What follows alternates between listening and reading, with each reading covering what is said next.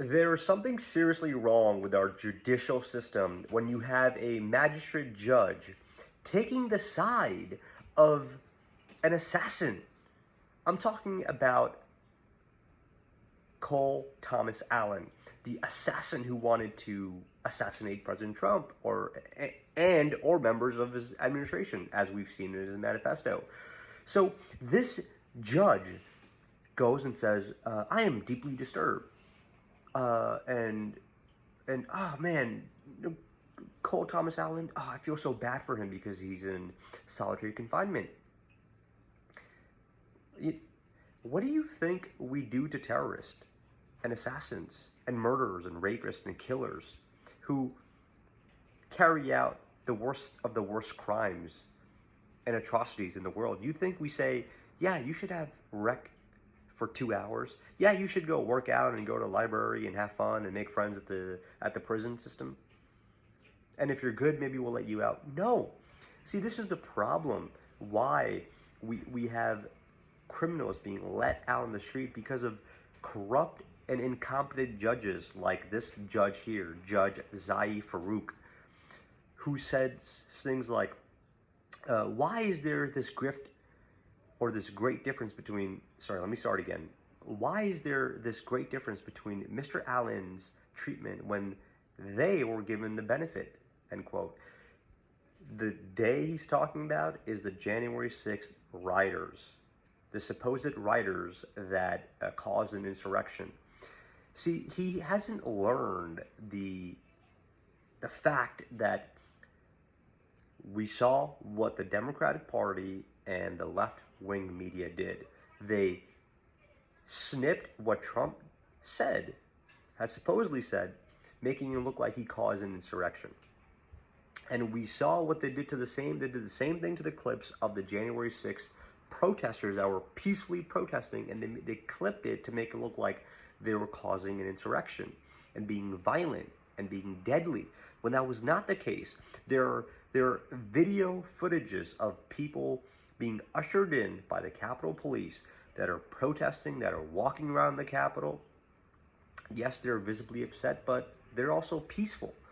Many of them were peaceful. So what's the result of this? What am I getting at here? What I'm getting at is obviously the fact that you have so many criminals like a George Floyd who had multiple records, who held a gun to a pregnant woman's stomach. You had DeCarlos Brown, who slit Irina Zawitsky's neck. He was arrested a dozen times. 12 times he was arrested. And then you have the same thing happening in New York and California and all these blue states where these judges are letting out these criminals with horrific, horrendous, scary records. When I am here saying bring back 3 strike, and you will see a fall in crime like you've never seen before. This was a law proposed by the Democratic Party, a brilliant law that they brought to the table. But they chickened out and they said, oh, well, it's too harsh. Well, it worked. We saw crime fall off a cliff in the 90s. So, again, what am I getting at? It's the Democratic Party, the elite Hollywood elites that have normalized this behavior of violence. So if you take a look at what Johnny Depp has said in the past and saying, when was the last time an actor killed a president? You have, who else? Goodness, I'm trying, Robert De Niro, who keeps saying every time, if I ever see Trump, I'm punching him in the face. You have Kathy Griffin, who's decapitated Trump's head, a puppet of Trump, and cuts his head off. You have Snoop Dogg, who shoots Trump in the head. And then you have a person like Hakeem Jeffries, who says it's warfare all the time. We are on full warfare. And then what does the left do with people like civilians and savages like Luigi Mangione?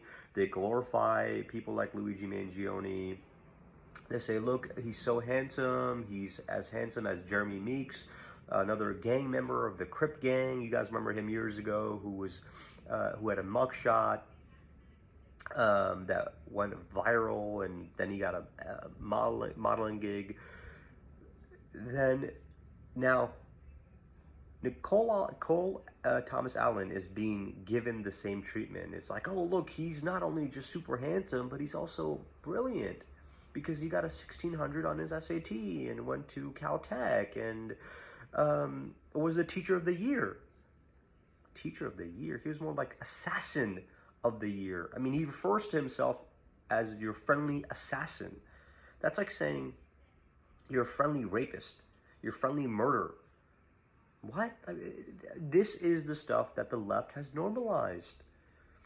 And so then you say, well, this is why there's such a lack of apathy when it comes to the multiple assassination attempts on Trump's life. And when you talk to people on the left, they can't have a conversation about it. They say it was set up. They say it was fake. They say, good. Dang it, this is the multiple times they've missed him. Why do they keep missing Trump? They should be going and getting him. And so they're amping up all these narratives, this violence against the right. And no matter what you say, the violence is only happening from one side, and that is the Democratic Party. It is coming from the left. It's not coming from the right.